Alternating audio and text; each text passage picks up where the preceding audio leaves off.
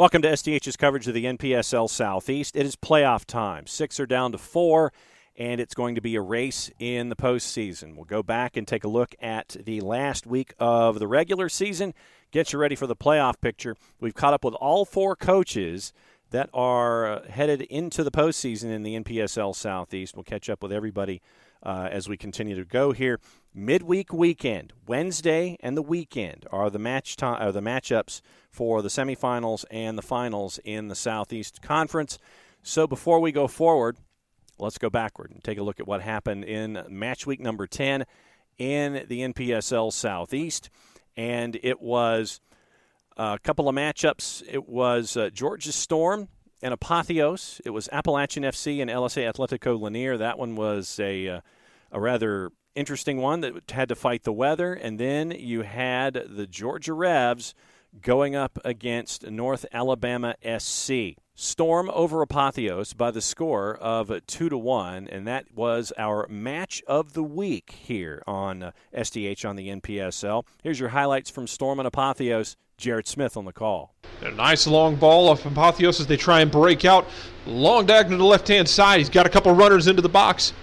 Little floated ball. A quick shot, and it's in the back of the net. And Apotheos open up the scoring early. A nice long diagonal breaks the pressure. And then a nice ball into the runner right behind the defense. Timed that little chipped ball perfectly. It's in the back of the net, and I believe that was Harry Gardner who finished things off for Apotheos as they go up 1-0. And it's going to be Kevin Fitzgerald to take it. He steps up and scores!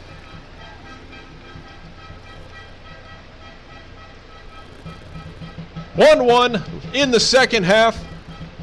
Fitzgerald with a fantastic penalty. Strong, aggressive, confident shot.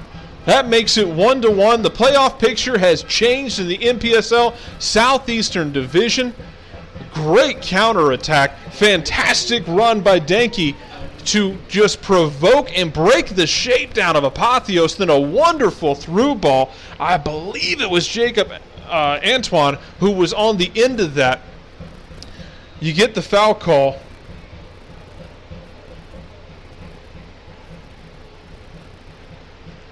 And the penalty is converted. And all of a sudden now, you've got about 10 minutes left in this game.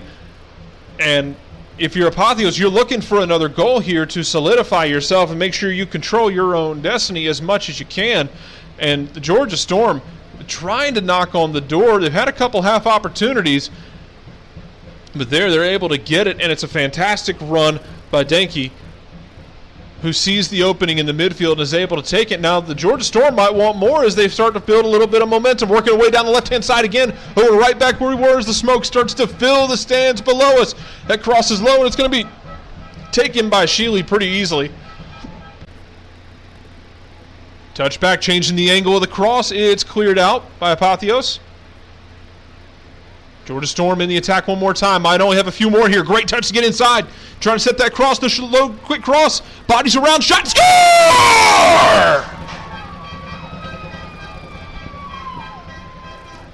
Well, what a way to end it for the Georgia Storm.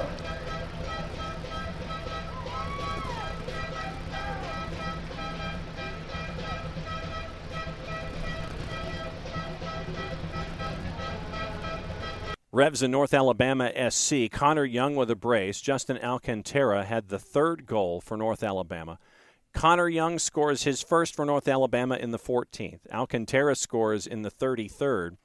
And then for the Georgia Revs, it was Alex Harley scoring just before halftime. Alhaji Tambado scoring in the 50th to tie it at 2, climbing that mountain. And then Connor Young scores again in the 56th to give North Alabama SC the eventual 3-2 win, and it was Appalachian over LSA Atletico Lanier after a long delay. It was put in the books as a 3-0 win for Appalachian. So what that does is it finishes the standings this way with all of the action that happened in match week 10. Appalachian is the team at the top, 6 wins, 21 points. Revs finished second, 4-2-4. They're at 16 points. North Alabama SC, 4-3-3. They finish at 15. Apotheos FC, they finish with 14 points. LSA Atletico Lanier finishes the season at 2-6-2. They finish at 8 points.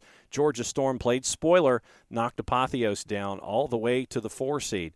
And Storm finished with a record of 2-7-1 and 7 points. So, matchups this weekend, Apotheos and Appalachian FC, North Alabama SC, and the Georgia Revs. So, let's start off with the 2 and the 3. North Alabama SC on the road to the Georgia Revs. Let's hear from the two head coaches about Match Week 10 and about this matchup in particular.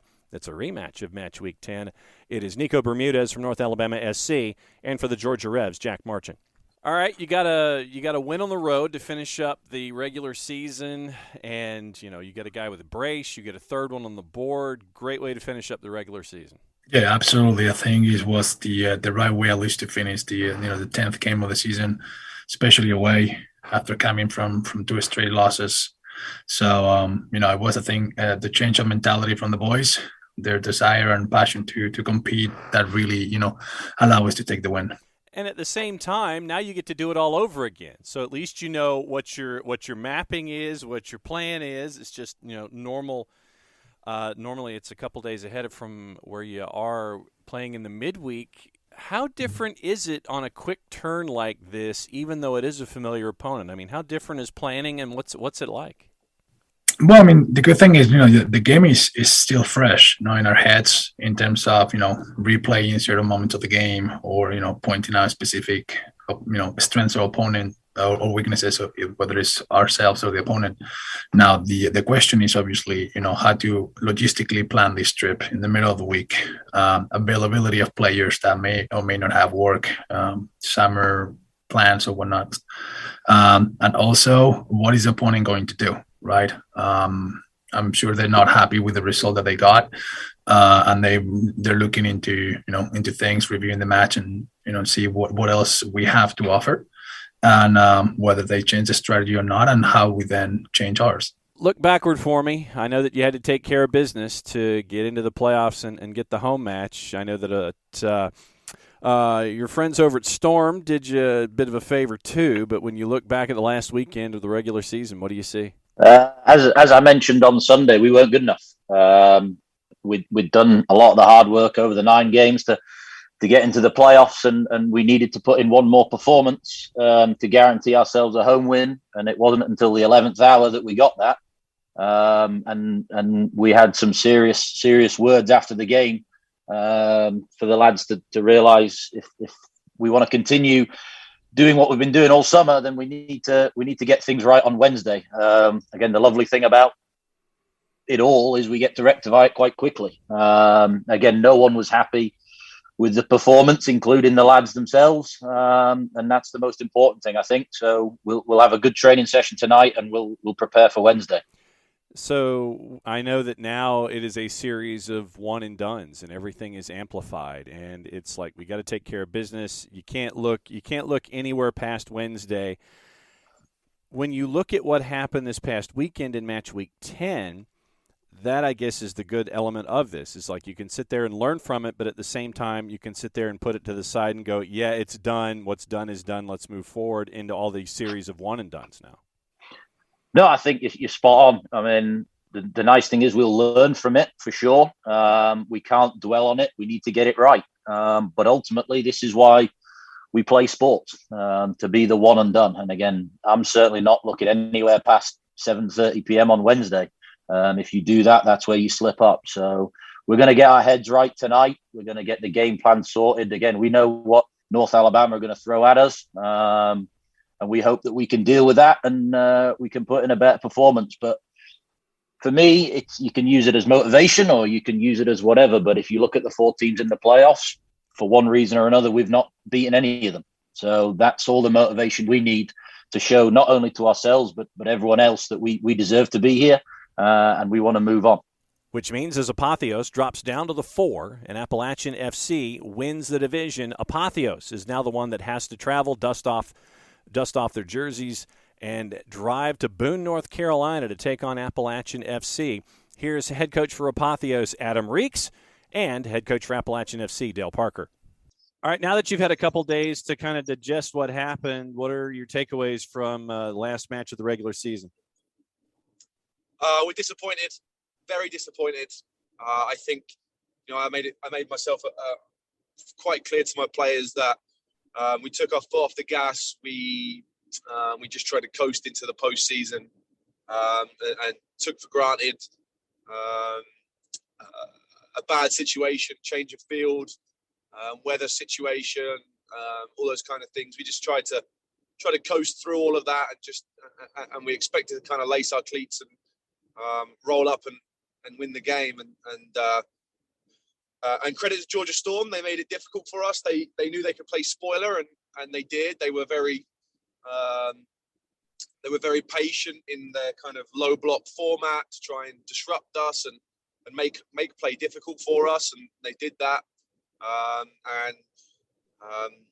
feel like I'm starting to become a bit of a broken record this year, but yet again another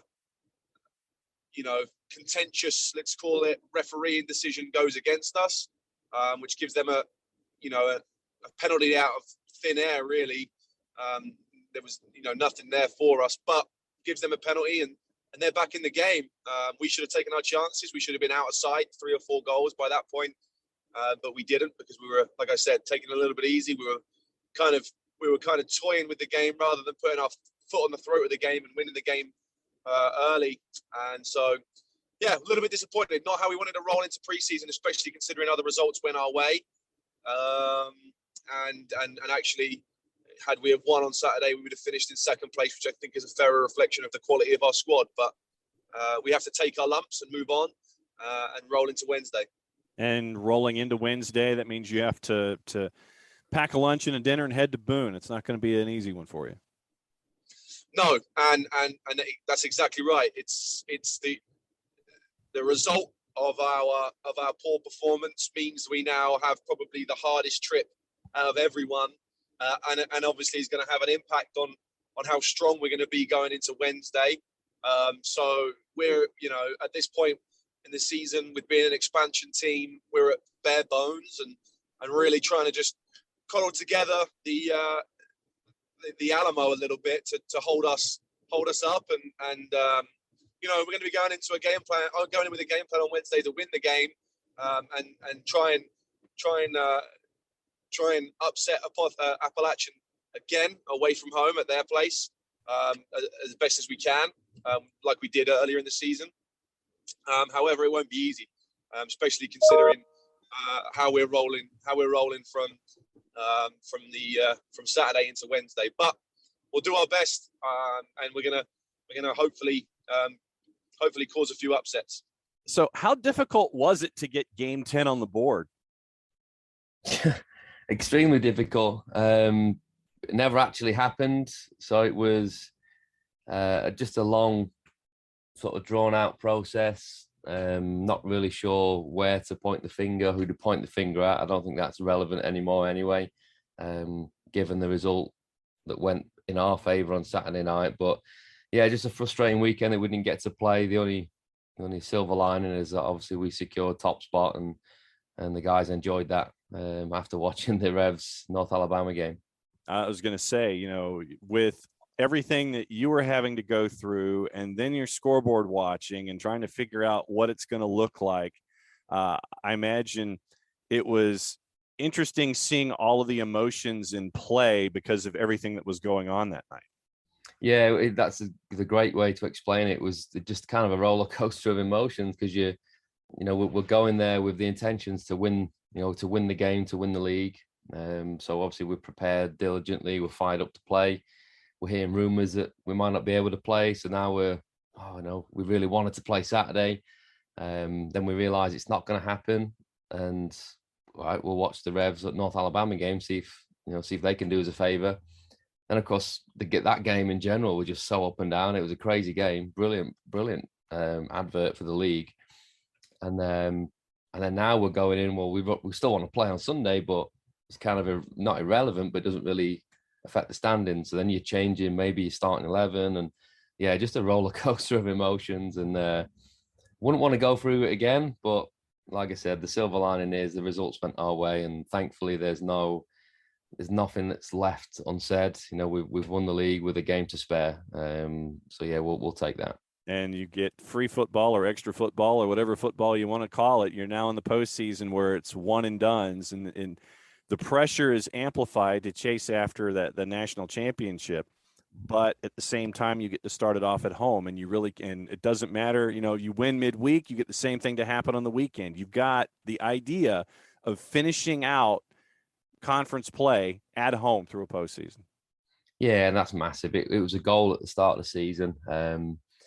Last year we were very, very close to hosting a semi-final, and the closer we got, the more we realised how much of a massive advantage it would be, given the support that we get at home, the travel that's involved, the excitement that we can generate, and the style of play that we can play at home. So that was obviously a massive goal for us at the start. Finishing first is a bonus, because now, like you said, if you win the first one, you get to host the final as well. So yeah, our only focus right now is taking care of business tomorrow. We really want to make sure we take advantage of that home field and the home support. Otherwise, all the talk and all the targets that we made are kind of irrelevant if you can't take advantage of it. So yeah, we're excited about it. And like you said, the more we win, the more potentially we get to play at home, which is exciting.